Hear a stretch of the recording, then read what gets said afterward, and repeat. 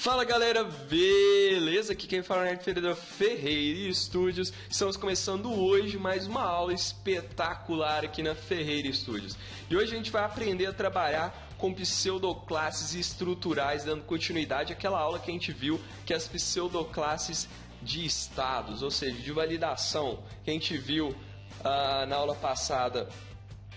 O invalid, o valid e outros seletores das pseudoclasses, ok? E agora a gente vai falar sobre as pseudoclasses estruturais. Lembrando que é importante você ir na documentação da W3C e visualizar, meus amigos, as outras classes, as outras pseudoclasses que existem. Eu estou trazendo aqui as pseudoclasses mais utilizadas hoje no mercado, ok? Mas cabe a você procurar outras também, para você ficar por dentro desses assuntos. Então vamos lá, pessoal, eu estou aqui com o meu Sublime Text aberto e do meu outro lado eu tenho a minha tela e hoje a gente vai começar este incrível tutorial escrevendo um comentário.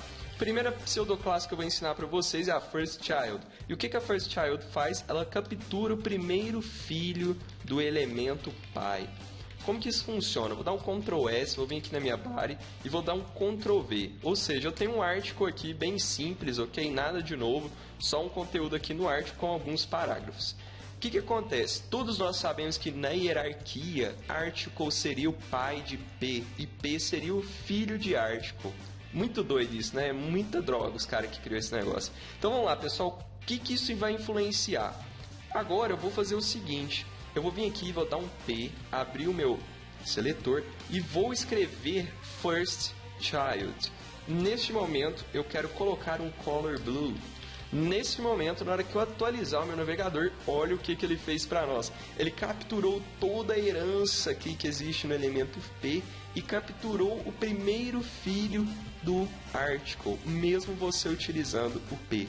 Ou seja, se eu utilizar um seletor mais avançado, article, ou seja, todos os elementos P que são filhos de article daria na mesma aqui. Agora, se eu executar em article, olha o que ele vai fazer. Ele vai atribuir o first child para todos os elementos de article. Quando a gente escreve que quer somente o P, ele vai pegar todos os P's que estão contidos aqui dentro do article. Bem legal, não? E aí ele usa o first child para capturar o primeiro conteúdo, o primeiro filho. E aí a gente tem aqui um color blue, porque é a propriedade que a gente colocou no CSS3. Muito legal o First Child, né? Se existe o First Child, logicamente existe uma outra marmota que vai ajudar muito a gente, que é o Last Child. E ele faz o quê? Ele vai capturar o último filho. Então se a gente atualizar, olha lá, conteúdo aqui ficou vermelho e o Last Child ficou em red, porque nós colocamos um color de red. E aí o que acontece? Ele pegou o último filho e aqui ele pegou o primeiro filho do elemento pai. Isso é muito importante porque, Leonardo, eu não vou utilizar isso. Cara, você vai utilizar muito isso quando você tiver menu.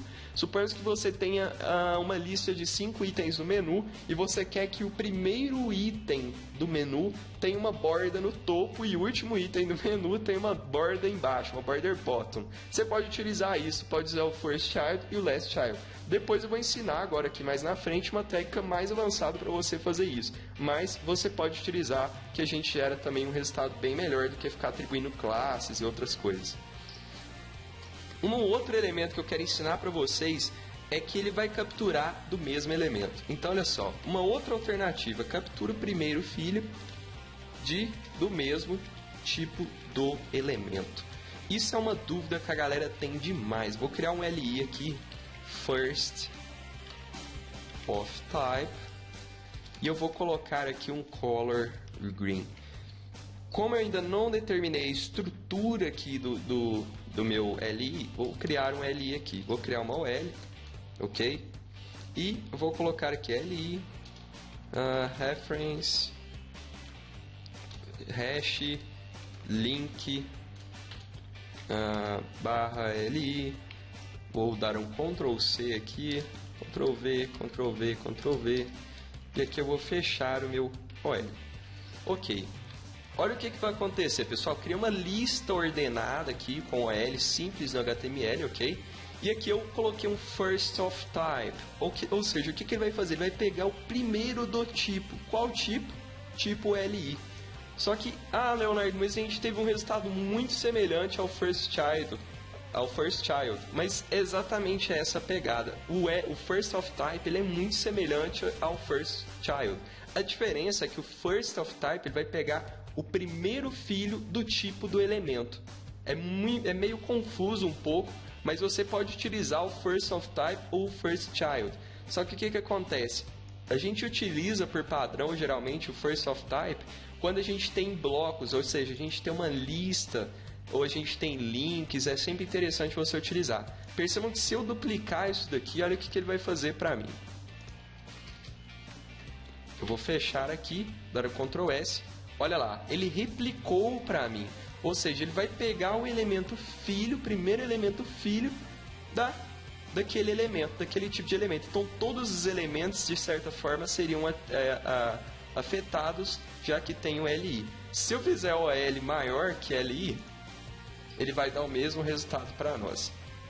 E aí, a gente pode utilizar o first of type também, que a gente tem um resultado muito semelhante. A própria W3C descreve no site que você tem a possibilidade de utilizar os dois, que você vai ter um resultado muito semelhante. Eu, particularmente, sempre uso o first e o last. Vai de você aí, de acordo com o seu gosto. Só que tem pessoas, tem desenvolvedores que utilizam o first of type por ser relacionado ao tipo, quando aquela estrutura, aquele bloco, refere só a um tipo de elemento. Se eu tivesse aqui, por exemplo, uma div, eu já não utilizaria mais o first child, eu utilizaria o first of type para pegar apenas os elementos P, ok? Agora, pessoal, além do first of type, nós temos obviamente, o last of type. E o last of type, ele vai fazer a mesma coisa, só que ele vai aplicar ao último elemento filho. E aí, quando a gente atualizar, olha lá o link em laranja, que é o last of type, que funciona basicamente igual o last child, que a gente aplicou o red aqui embaixo. Bem legal, não? E o resultado bem interessante.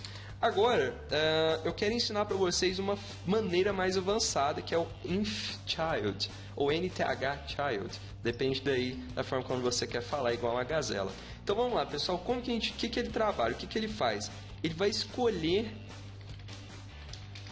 em uma herança, ou seja, ele vai escolher os filhos em uma herança. É como se a gente tivesse um modelo estrutural. Por isso que essas pseudoclasses, meus queridos, são chamadas de pseudoclasses estruturais. E aí o que a gente pode fazer? A gente pode trabalhar tanto com números, com palavras-chave e fórmulas. E a gente vai ter um resultado bem bacana. Então vamos lá, vou dar um exemplo aqui para vocês, ok? Suponhamos que eu quero um LI e eu quero nthchild e eu quero aplicar esse nthchild com um color red e um background blue. Só que eu não delimitei aonde que eu quero que isso aconteça, eu quero no primeiro. O que é isso? Eu estou passando aqui uma referência como se fosse um array. E aí o que ele vai fazer? Olha lá o que ele vai fazer. Ele vai pegar o meu LI, a minha lista, e no nthchild ele vai pegar o primeiro e vai atribuir um color red e um background blue. E é assim que a gente faz muitas vezes com aqueles links de rodapé ou até mesmo aqueles botões de redes sociais que a gente coloca no rodapé quando a gente quer alterar uma cor. Por exemplo, o Facebook é azul, o Google Plus é vermelho, o YouTube é um vermelho diferente, o Twitter é um azul claro. Então você pode utilizar um nthchild para justamente determinar a cor de cada item daquela lista. Então você consegue fazer isso de uma maneira muito mais produtiva. Isso é o que é legal. Então, por exemplo, se eu selecionar o 3 aqui, olha o que ele vai fazer. Ele vai para o terceiro item. Se eu selecionar o 2, ele vai para o segundo item. E eu também, além de trabalhar com números, eu posso trabalhar com expressões. Então, 2n, ou seja, o segundo mais 1. Olha o que ele vai fazer. Ele vai replicar para mim. Então, ele vai pegar o segundo e vai somar de 1. Como o segundo dá aqui no 2, com mais 1 dá no terceiro, na hora que ele fizer o terceiro mais o quarto, ele vai aqui para o primeiro de novo. E a gente tem como se fosse uma lista zebrada, por exemplo. Você pode trabalhar isso num banco de dados, em uma tabela, e a gente tem um resultado interessante. Se eu fizer 2n mais 0, olha o que ele vai fazer. Ele vai selecionar sempre o segundo mais 0. E aí a gente ainda pode fazer sinais negativos também. 3n menos 1. olha o que ele vai fazer na hora que eu aplicar o 3n menos 1. Ele aplicou ao segundo item da lista, porque 3 menos 1 é 2 e ele vai para o segundo item. E além disso, pessoal, a gente pode trabalhar com odd and even. Olha só, o odd ele vai zebrar, começando do primeiro, e o even, obviamente, ele começa do último. Como se fosse de baixo para cima, de cima para baixo. Então, só para a gente lembrar aqui, eu vou escrever algum exemplo aqui, alguns exemplos só para vocês lembrarem. A gente pode trabalhar com valores numéricos normais, expressões, ok? 2n mais 1, expressões negativas e podemos trabalhar com odd e even,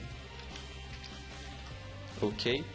É os mais comuns que a gente utiliza hoje para poder utilizar essas pseudoclasses, ok? Aí, pessoal, a gente também tem como o last child, a gente tem o if last child. E o que ele vai fazer para nós? Eu vou copiar isso daqui para vocês repararem o que vai acontecer. Então, if last child, e aqui eu quero colocar, deixa eu colocar no primeiro aqui, e aqui eu quero colocar o terceiro, por exemplo, o color green. Quando eu atualizar, olha o que ele vai fazer. Ele vai fazer, pessoal, a mesma coisa praticamente que o if child, só que a grande diferença é o que eu expliquei para vocês. Ele vai pegar geralmente do mesmo elemento, ou seja, o atributo do próximo filho. Isso é muito interessante quando a gente às vezes estiver trabalhando com vários elementos que têm conteúdos semelhantes. Então é interessante a gente utilizar o last child. Além disso, a gente pode aplicar também, no caso aqui a gente atribui ao último filho, a gente pode pegar também, deixa eu colocar aqui, vamos colocar 2n, por exemplo. Olha o que ele fez. Ele capturou todos os que começam do segundo, atribuiu o green e atribuiu ao red. Se eu dar um Ctrl S, ele vai pegar o segundo e o terceiro e vai aplicar, ok? Agora, pessoal, vamos fazer o seguinte. Suponha que eu tenha eu quero de um tipo, ou seja, of type. Então vamos aplicar ao of type. Vamos lá. Então, nth, vamos aplicar numa div. Acho que fica melhor para a gente exemplificar. Pn of inf of type, e aqui eu quero aplicar ao segundo um green e um padding de 1em, ok? E aí eu vou fazer o seguinte, eu vou voltar aqui e como eu apliquei a div, eu vou vir aqui embaixo e vou utilizar a estrutura. Ou seja, se aquele elemento seu ele não vai repetir somente em um bloco, ele vai repetir de uma maneira mais estrutural daqueles elementos, para todos aqueles elementos você pode utilizar o type, ok? É mais interessante. Então, suponhamos o seguinte, que eu tenho aqui uma div e nessa div eu tenho um conteúdo aqui. E nesse conteúdo aqui eu tenho um P. Então eu vou copiar isso daqui, ok? Vou dar um Ctrl C e um Ctrl V milenar aqui. Olha aí. Bem bacana, não? Se eu der atualizada, olha o que ele vai fazer para mim. Ele pegou o segundo do mesmo tipo, ou seja, o segundo elemento filho do mesmo tipo, e ele atribuiu o green e um parity de 1em. Bem legal, não? E agora, vamos supor que eu queira fazer isso para o last. É a mesma coisa, pessoal. Basicamente, quase não se muda. A única diferença é que aqui é inf last of type. E aí eu quero orange, por exemplo. E olha lá o que ele fez. Ele pegou para mim o último do tipo do elemento filho e atribuiu o color orange aqui para nós. E isso a gente tem infinitas possibilidades para poder utilizar, porque a gente pode utilizar desde lista de links, a botões, a redes sociais, por exemplo, mensagens dinamizadas. Então a gente pode fazer várias coisas utilizando isso daqui e a gente gera um resultado muito bacana. Se você não viu as pseudoclasses sobre validação, as pseudoclasses relacionáveis, lembrando que root, que eu falei na aula passada, entra como uma pseudoclasse, inclusive essa modificação já vai entrar agora no CSS4, que está em breve aí, vai sair daqui a um tempo.